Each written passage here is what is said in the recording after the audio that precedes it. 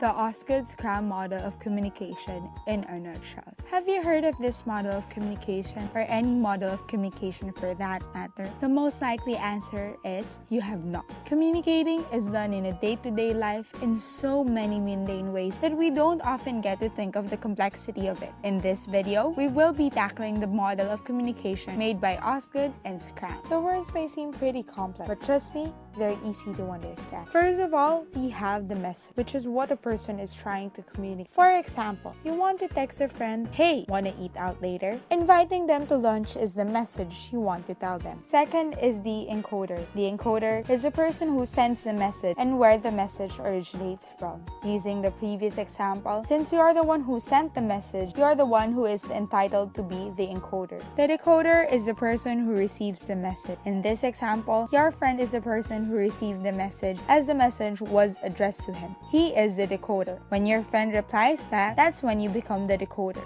Lastly, we have the interpreter. The interpreter is the one who tries to analyze and understand the message. You may be wondering, why are there 3 roles when there are only 2 people talking? Well, these roles are not so much as roles as they are processes. In the example earlier, you are the encoder who sent the text message and your friend is the decoder who received the text message. After this, he must analyze the text message. What does eat out mean? What is later? This is the role of the interpreter. There are a lot of advantages to this communication model. 1. It is dynamic, or it shows how a situation can change. 2. It shows why redundancy is an essential part of communication. 3. It shows that a sender and receiver can be the same person. 4. It shows that a communication is circular in nature. And lastly, it shows that a feedback is very important in communicating. However, it has some disadvantages too. It does not have the concept of semantic noise. Semantic noise is what happens when the sender and the receiver have different meanings for the same message. For example,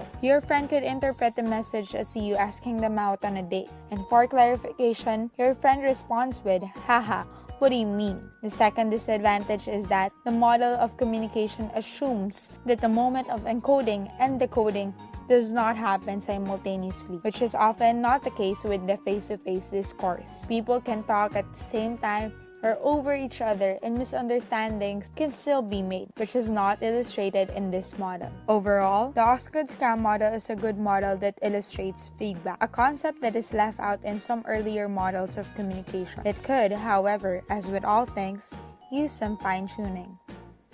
That is all for our report. Thank you very much for listening. This has been Group 4.